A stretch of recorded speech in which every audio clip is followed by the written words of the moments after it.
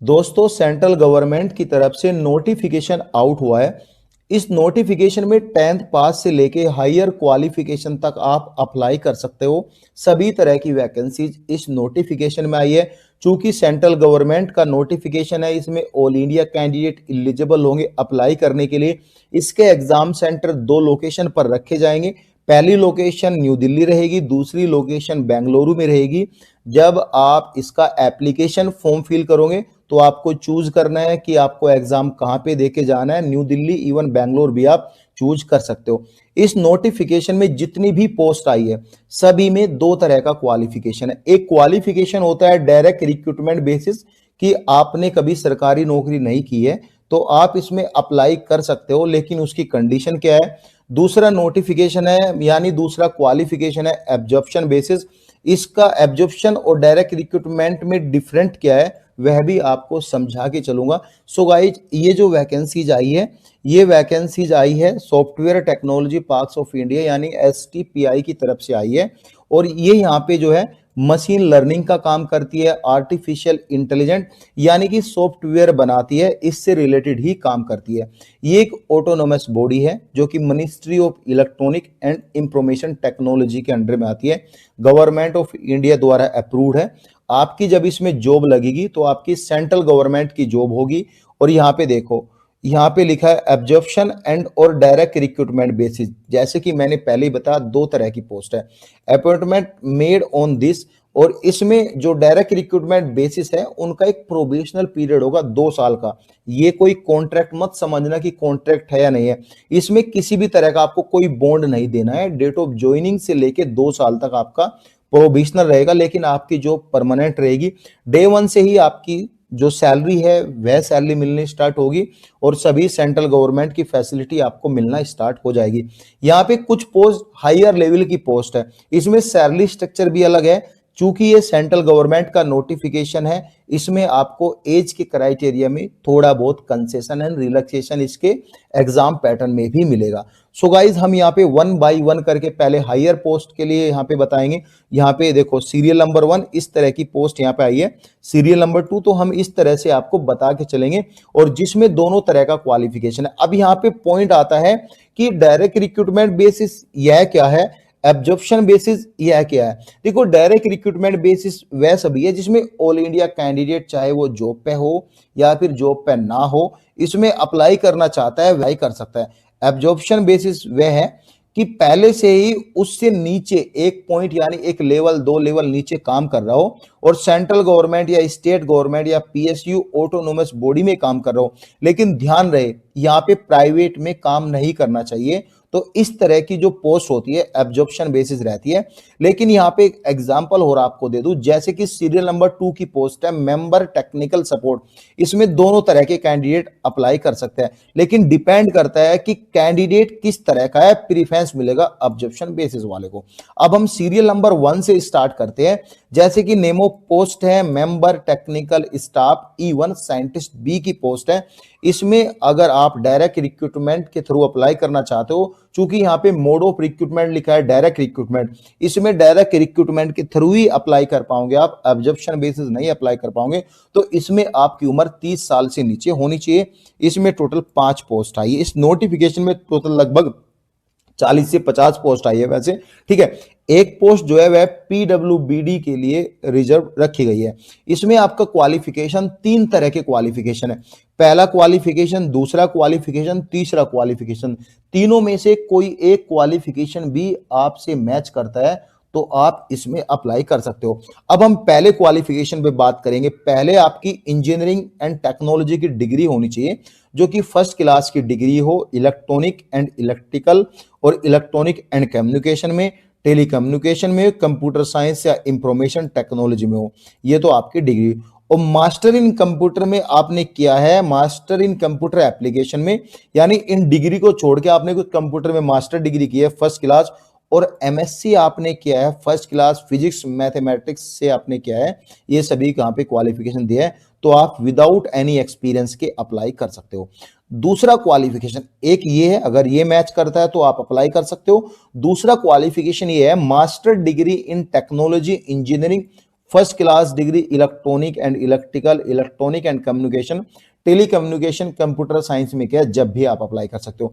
तीसरा क्वालिफिकेशन में PhD in science है, और ये यहाँ पे देख सकते हो सभी इसमें अप्लाई कर सकते हो। पीएचडी वाला सेकंड क्लास भी यहाँ पे चल जाएगा। अब सीरियल नंबर 2 की जो पोस्ट है इसमें मेंबर टेक्निकल सपोर्ट है, मेंबर टेक्निकल सपोर्ट स्टाफ है। इसमें टोटल 2 पोस्ट आई है, एसटी और ईडब्ल्यूएस के लिए। इसमें अगर आप पहले से ही काम कर रहे हो, एब्जॉर्प्शन बेसिस पर आपको जाना है, तो आपकी उम्र 56 साल से नीचे होनी चाहिए। अगर आप डायरेक्ट रिक्रूटमेंट बेसिस पर जाना चाहते हैं तो आपकी उम्र 36 साल से नीचे होनी चाहिए। इसमें डायरेक्ट रिक्रूटमेंट के बारे में ही मैं बात करूं। मैं एब्जॉर्प्शन का क्वालिफिकेशन आप यहां पे देख सकते हो क्या क्वालिफिकेशन है। हम कंसीडर करेंगे डायरेक्ट रिक्रूटमेंट बेसिस वाले कैंडिडेट को। इसमें 3 साल का डिप्लोमा है अगर आपके पास electronic and computer science, information technology and telecommunication से, और bachelor in electronic and computer science और कंप्यूटर एप्लीकेशन आईटी, और आपने जो है यहाँ पे, और ये भी आपके पास होना चाहिए इनमें, यानी कि आपको ये है, देखो ये वाला क्वालिफिकेशन है, ये वाला यहाँ से लेके ये, यानी कि 3 साल का डिप्लोमा है, या फिर आपके पास डिग्री है, या फिर DOEACC ए लेवल सर्टिफिकेट है विद 2 ईयर एक्सपीरियंस। 3 क्वालिफिकेशन यहाँ पे दिए, तीनों में आप मैच करते हो तो आप अप्लाई कर सकते हो। पहला क्वालिफिकेशन, दूसरा क्वालिफिकेशन एंड तीसरा क्वालिफिकेशन, ये ध्यान में रखना है आपको। आपको एलिजिबिलिटी जानना बहुत ज्यादा इंपॉर्टेंट है, अदरवाइज एप्लीकेशन फॉर्म ही नहीं फिल कर पाते हो बहुत सारे कैंडिडेट। तो अब नेमो पोस्ट जो सीरियल नंबर 3 है, एडमिनिस्ट्रेटिव ऑफिसर, इसमें पे लेवल आपका 7 रहेगा। इसमें भी 2 तरह की पोस्ट है। एब्जॉर्प्शन बेसिस जाना चाहते हो तो 56 साल से नीचे आपकी उम्र होनी चाहिए। डायरेक्ट रिक्रूटमेंट बेसिस जाना चाहते हो तो 40 साल से नीचे आपकी उम्र होनी चाहिए। तीनों ही जॉब जो है जनरल कैटेगरी की है। अब यहाँ पे न्यू दिल्ली, गुवाहाटी एंड पुणे, तीनों में से आपकी पोस्टिंग होगी, मे भी आपको चूज करने का मौका मिलेगा। अब डायरेक्ट रिक्रूटमेंट बेसिस पर बात करेंगे, एब्जॉर्प्शन बेसिस पर यहाँ पे ये क्वालिफिकेशन, डायरेक्ट में भी यहाँ पे आपके 2-3 तरह के क्वालिफिकेशन। पहला क्वालिफिकेशन आपका ग्रेजुएशन 6 ईयर का experience in personal and administrative and vigilance office का होना चाहिए। ठीक है, ये आपका प्राइवेट का भी हो तो चलेगा, क्योंकि हम एब्जॉर्प्शन बेसिस फॉर्म नहीं भर रहे हो। दूसरा है क्वालिफिकेशन पोस्ट ग्रेजुएशन आपने किया हो, 5 साल का एक्सपीरियंस सेम फील्ड में जो ऊपर मांगा है, purchase management and all, diploma desirable वाले यहाँ पे कंसीडर किए जाए। और गाइज इसमें एमबीए आपने किया हो, 1 साल का experience personal and administration and vigilance का आपके पास एक्सपीरियंस है तो आप अप्लाई कर। देखो ग्रेजुएशन के साथ मांगा है 6 साल का एक्सपीरियंस, ठीक है, पोस्ट ग्रेजुएशन के साथ मांगा है 4 साल का एक्सपीरियंस, एमबीए के साथ मांगा है 1 साल का एक्सपीरियंस, ये देख लेना आप। ठीक है, नेक्स्ट जो पोस्ट है सीरियल नंबर 4 की असिस्टेंट की पोस्ट है। इसमें डायरेक्ट रिक्रूटमेंट बेसिस की उम्र 36 साल से नीचे होनी चाहिए। 1 यूआर 2 ओबीसी की पोस्ट है, और यहाँ पे बेंगलुरु में 2 पोस्ट है, हैदराबाद में 1 पोस्ट है। डायरेक्ट रिक्रूटमेंट बेसिस में आपका ग्रेजुएशन के साथ 4 साल का एक्सपीरियंस, पोस्ट ग्रेजुएशन के साथ 2 साल का एक्सपीरियंस आपके पास है तो आप इसमें अप्लाई कर सकते हो। सीरियल नंबर 5 की जो पोस्ट है मेंबर टेक्निकल सपोर्ट स्टाफ की जो पोस्ट है, इसमें 4 पोस्ट आई है। किसके लिए कितनी यहाँ पे देख सकते हो, आपका गुरुग्राम में कितनी है, जयपुर गुरुग्राम में यहाँ पे देख सकते हो आप, हैदराबाद, नोएडा, इंदौर, भोपाल, यहाँ पे इसी तरह से पोस्ट आई है। इसमें आपका 3 साल का डिप्लोमा होना चाहिए electronic and computer science and information technology telecommunication से। एक तो 3 साल का डिप्लोमा यहाँ पे मांगा है, दूसरा मांगा है बैचलर डिग्री सेम फील्ड से होना चाहिए, और तीसरा मांगा है DOEACC ए लेवल सर्टिफिकेट प्लस के 1 साल का एक्सपीरियंस, जो ऊपर बताया था 3 साल का, मतलब 1 साल का एक्सपीरियंस। ऐसे 3 तरह के क्वालिफिकेशन यहाँ है। ये एब्जॉर्प्शन बेसिस है, इस पर बात नहीं करेंगे, क्वालिफिकेशन आप देख सकते हो। तो लेवल 6 की जो पोस्ट है, यानी सीरियल नंबर 6 की जो पोस्ट है मेंबर टेक्निकल सपोर्ट स्टाफ की जो पोस्ट है, ये लेवल 4 की सैलरी 32 साल से नीचे आपकी उम्र होनी चाहिए। इसमें एज का रिलैक्सेशन भी मिलेगा, आगे बताऊंगा, सभी के लिए एज का रिलैक्सेशन है। इसमें एक ही पोस्ट है, ओबीसी कैटेगरी की है, साउथ के लिए पोस्ट आई है। इसमें 3 साल का डिप्लोमा, सेम क्वालिफिकेशन ये वाला सेम क्वालिफिकेशन होना चाहिए, लेकिन यहाँ पे DOEACC को जो ए लेवल सर्टिफिकेट है इसके साथ कोई एक्सपीरियंस नहीं मांगा है, तो इसमें फ्रेशर कैटेगरी कैंडिडेट अप्लाई कर सकते हो। नेक्स्ट जो पोस्ट आई है मेंबर टेक्निकल सपोर्ट, यहाँ पे ES लेवल दी है, जैसे 3rd लेवल की है, ये 2nd लेवल की है, तो यहाँ पे भी 3 तरह के क्वालिफिकेशन है। एक तो आपका 10वीं पास के साथ साथ ITI होना चाहिए, इलेक्ट्रिकल, इलेक्ट्रॉनिक एंड मैकेनिकल से आपने किया है या फिर इक्विवेलेंट है। दूसरा है 12वीं साइंस से आपने किया है तो आप जब भी अप्लाई कर सकते हो उसमें। तीसरा है DOEACC O level certificate equivalent है, जब भी आप अप्लाई कर सकते हो। फ्रेशर कैंडिडेट इनके लिए एलिजिबल होंगे। A3 की फिर से जो पोस्ट कोड है असिस्टेंट का, लेवल 5 की सैलरी है, 34 साल से नीचे आपकी उम्र होनी चाहिए। एक पोस्ट आई है हैदराबाद के लिए, इसमें जो कैंडिडेट है ग्रेजुएशन होना चाहिए, 2 साल का एक्सपीरियंस होना चाहिए इन फील्ड से। यहाँ पे personal administration, finance and vigilance का एक्सपीरियंस, और पोस्ट ग्रेजुएशन है तो 1 साल का एक्सपीरियंस होना चाहिए, अप्लाई कर सकते हो। अगेन असिस्टेंट की जो पोस्ट आई है लेवल 4 की, 32 साल से नीचे आपकी उम्र होनी चाहिए। 2 पोस्ट आई है, यहाँ पे ग्रेजुएशन के साथ साथ 6 मंथ का कोई कंप्यूटर सर्टिफिकेट है तो आप अप्लाई कर सकते हो। यहाँ पे अगेन असिस्टेंट A1 की पोस्ट आई है, इसमें 12वीं पास अगर आप है और 12वीं के साथ साथ 35 वर्ड पर मिनट आपकी टाइपिंग इंग्लिश में, 30 वर्ड पर मिनट आपकी टाइपिंग हिंदी में है तो आप यहाँ पे अप्लाई कर सकते हो। टाइपिंग तो असिस्टेंट के लिए रहेगी, ठीक है। इसमें एक पोस्ट आई है ओबीसी कैटेगरी की, मुंबई पुणे के लिए, तो इस तरह से फ्रेशर कैंडिडेट भी अप्लाई कर सकते हो। अगेन ऑफिस अटेंडेंट की पोस्ट आई है, इसमें एक पोस्ट आई है, इसमें या 10वीं पास है तो आप अप्लाई कर सकते हो, लेकिन टाइपिंग की यहाँ पे थोड़ी नॉलेज होनी चाहिए। जरूरी नहीं टी कॉफी मेकर की नॉलेज, जरूरी नहीं कि आपके पास होनी चाहिए, डिजायरेबल है तो आप अप्लाई कर सकते हो। अब यहाँ पे हाउ टू अप्लाई में लिखा है, इस वेबसाइट पर आपको ऑनलाइन अप्लाई करना है, लिंक आपको जो है डिस्क्रिप्शन में मिल जाएगा, ऑनलाइन ही अप्लाई करना है। बाकी अगर आपको अप्लाई नहीं करना है, जो लेवल यानी ग्रुप ए की जो पोस्ट है, लेवल 10 की जो पोस्ट है, उसमें 1000 रुपए जनरल, ओबीसी और ईडब्ल्यूएस कैंडिडेट को फी देनी है, ठीक है। बिलो लेवल 10 यानी कि जो यहाँ पे जो लेवल 10 से नीचे की जॉब है वह 500 रुपये फी देनी है, और यहाँ पे आप यूपीआई किसी भी माध्यम से कर सकते हो। और यहाँ पे देख सकते हो, मैं आपको बता दूं, सिर्फ ये ओनली दिस लेवल जो यहाँ पे मेंबर टेक्निकल सपोर्ट है साइंटिस्ट के लिए आपको 1000 रुपये देना है, बाकी सभी में 500 रुपये देने हैं।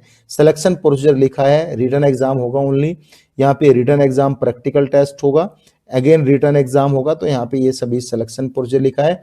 45 दिन का टाइम मिला है फॉर्म फिल करने के लिए। आज की डेट 29/11/2025 से आप इसका फॉर्म फिल कर सकते हो, 12/1/2026 तक आप इसका फॉर्म फिल कर सकते हो। जनरल कंडीशन के लिए आपको एनओसी वगैरह ये देनी है। अगर आपके सेंट्रल गवर्नमेंट का सर्टिफिकेट है एसटी एससी ओबीसी का, तो आपको यहाँ पे कुछ एज में कंसेशन भी मिलेगा। ओबीसी को मिलता है 3 साल, एसटी एससी को मिलता है 5 साल। अब यहाँ पे एग्जाम पैटर्न दिए हुए हैं, देख लेना। एग्जाम पैटर्न में इनमें 150 क्वेश्चन रहेंगे, 150 नंबर का रहेगा, 2.5 घंटे का टाइम मिलेगा, नॉर्मल आपका एग्जाम होगा। यहाँ पे जो यहाँ पे ये क्वेश्चन है टेक्निकल एरिया के क्वेश्चन है, बाकी सभी जनरल क्वेश्चन है। Again knowledge of central government rule and procedure, ये असिस्टेंट और एडमिनिस्ट्रेटिव ऑफिस का रहेगा, ये 50 क्वेश्चन ये है। अगेन असिस्टेंट के लिए नॉर्मल क्वेश्चन है। Member of technical assistant office assistant के लिए 50 क्वेश्चन रहेंगे, और एक क्वेश्चन 2 नंबर का रहेगा, इसको 1.5 घंटे का टाइम मिलेगा। ये जनरल अवेयरनेस, रीजनिंग, ये भी नॉर्मल क्वेश्चन रहेंगे। बाकी यहाँ पे स्किल टेस्ट होगा, practical test will be qualifying nature रहेगा। इसमें मिनिमम क्वालिफाइंग भी करना है। Final selection for post A के लिए है ये, फाइनल सिलेक्शन के लिए इसमें किस कैटेगरी में कितने नंबर लाने हैं। जनरल कैटेगरी के है तो सब 50 मतलब 150 में से 50% नंबर बनते हैं, ओबीसी के 45% नंबर, एसटी एससी के 40% नंबर, और एडिशनल 5% की जो कैटेगरी की छूट दी जा रही पीडब्ल्यूबीडी को, वो यहाँ पे दी जा रही है, ठीक है। सेंटर जो रहेंगे आपके देख सकते हो यहाँ पे, बेंगलुरु और दिल्ली एंड दिल्ली एनसीआर में रहेंगे यहाँ पे एग्जाम सेंटर। तो दोस्तों यही था यहाँ पे कुछ ये आपके जो टेक्निकल एरिया का जो एग्जाम पैटर्न है इवन दिया हुआ है, ये जो आपकी डिग्री डिप्लोमा मांगे थे बीटेक की एंड ऑल, यहाँ पे सभी एग्जाम पैटर्न दिए हैं। कुछ भी डाउट हो तो आप कमेंट कर सकते हो। Thank you so much guys.